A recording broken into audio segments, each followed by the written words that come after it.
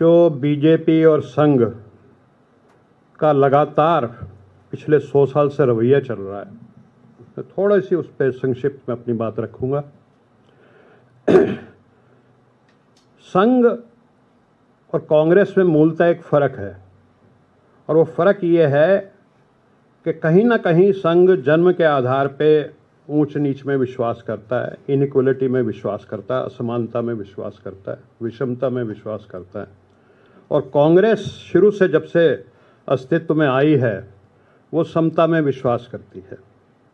इसलिए जब इस देश में संविधान बनाने की बात आई तो महात्मा गांधी ने नेहरू जी से कहा कि संविधान बनाने की जो जिम्मेवारी है वो बाबा साहब भीमराव अंबेडकर जी को देनी चाहिए, क्योंकि वो एक दर्द से गुजरे हैं और वो मानवता के प्रति समर्पित है।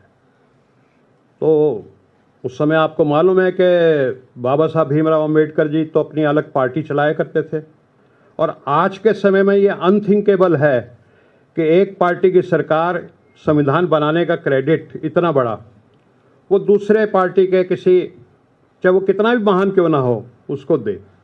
लेकिन ये देश हित में, राष्ट्र हित में, और महात्मा गांधी, पंडित जवाहरलाल नेहरू, इनकी महानता थी कि संविधान बनाने का काम बाबा साहब भीमराव अंबेडकर जी को दिया गया, और जिन्होंने दुनिया का सर्वोत्तम संविधान जिसको कहते हैं वो 26 नवंबर 1949 को देश को प्रस्तुत कर दिया।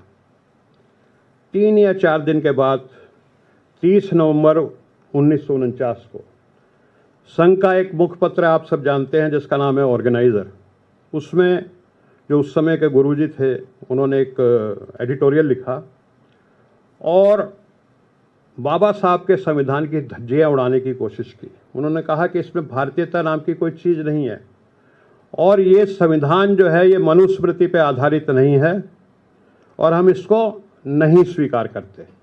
और उसके बाद आपको मालूम है कि बाबा साहब भीमराव अंबेडकर जी के पुतले भी जलाए गए, और पता नहीं क्या क्या उनको एब्यूज़ेस यूज़ की गई।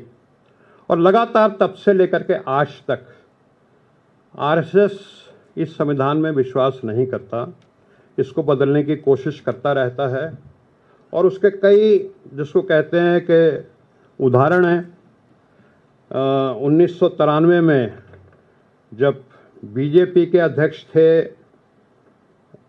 मुरली मनोहर जोशी जी, तो एक सभा में गए और उन पे आंध्र प्रदेश में सभा हो रही थी, और उन्होंने कहा कि इस संविधान को फिर से बदलने की ज़रूरत है। अटल बिहारी वाजपेयी, उनकी जब सरकार बनी तो उन्होंने अपनी सरकार में एक संविधान समीक्षा कमेटी बनाई संविधान बदलने के लिए, और आपको पता है कि तरह तरह की याचिकाएं लगती रहती हैं। इनके जो मोदी जी के अभी हाल में आर्थिक सलाहकार थे विवेक देवराय जी, उन्होंने भी एक लंबा चौड़ा आर्टिकल लिखा।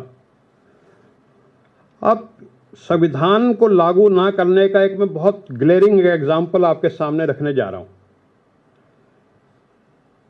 2006 में मनमोहन सिंह जी की सरकार थी, और हमारे आदरणीय अर्जुन सिंह जी उस समय मानव संसाधन मंत्री थे, और तब एक कानून बनाया 93वां संशोधन करके हमारे संविधान में कि जो इस देश के जो दलित हैं, पिछड़े हैं, आदिवासी हैं, उनको शिक्षा में आरक्षण दिया जाए।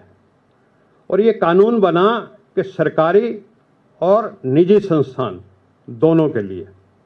तो निजी संस्थान के कुछ लोग जो थे वो तो कोर्ट कचहरी में चले गए, जिनको इससे कहीं आर्थिक नुकसान दिख रहा था, लेकिन जो सरकारी जैसे दिल्ली यूनिवर्सिटी हैं, आईआईटी है, आईआईएम है, वहाँ पे ये आरक्षण तुरंत लागू हो गया, और कोर्ट के फैसलों में देरी लगती है। अल्टीमेटली 29 जनवरी 2014 को सुप्रीम कोर्ट ने फैसला कर दिया कि आर्टिकल 15(5) जो निजी संस्थानों में आरक्षण का आपको सुविधा देता है SC ST OBC को, वो बिल्कुल संविधान सम्मत है, उसको जायज़ ठहराया गया। अब आप जानते हैं कि 29 जनवरी 2014 के बाद आचार संहिता लागू हो जाती है, और देश में चुनाव का माहौल बन जाता है, और 2-3 महीने बाद बीजेपी, संघ, मोदी जी की सरकार आ जाती है। और इस बात को 11 साल हो चुके हैं। 11 साल से जो इस देश के जो दलित हैं, पिछड़े हैं, आदिवासी हैं, जो उनको आरक्षण मिलना चाहिए था निजी संस्थानों में, और निजी संस्थान आजकल बहुत महत्वपूर्ण है क्योंकि शिक्षा का निजीकरण हो चुका है, वो आज तक 11 साल से दलितों, पिछड़ों, आदिवासियों के अधिकारों पे ये सरकार कुंडली मार के बैठी हुई है, वो आज तक नहीं मिला। तो इस सरकार से समता का उम्मीद करना और कि सब मानव को, ये सब नागरिकों को बराबर मान के चलेंगे, ये उम्मीद करना बिल्कुल बेकार है। और संक्षिप्त में अभी 2-3 दिन पहले जो ये समाजवाद और धर्मनिरपेक्षता के ऊपर सवाल उठाए गए, तो मैं छोटा सा उसमें एक रखना चाहता हूँ कि समाजवाद और धर्मनिरपेक्षता जो हमारा संविधान है उसकी आत्मा है, और इनकी कोशिश है उसकी आत्मा को ख़त्म करना।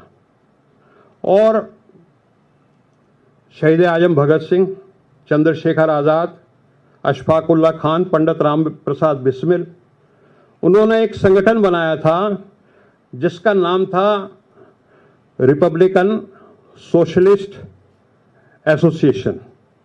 तो उन्होंने सोशलिस्ट अपना नाम क्यों रखा उसमें? क्या वो देश हित में नहीं था? नेताजी सुभाष चंद्र बोस, जो उनका विजन था देश के लिए, उसमें वो नेशनल सोशलिज्म की बात करते थे। राम मनोहर लोहिया, जिनके कंधों में बैठ करके बीजेपी यहाँ तक पहुंची, जिनके साथ अलायंस कर करके और जिनकी पार्टियों के साथ यहाँ तक पहुंची, वो सोशलिस्ट पार्टी थी उनकी।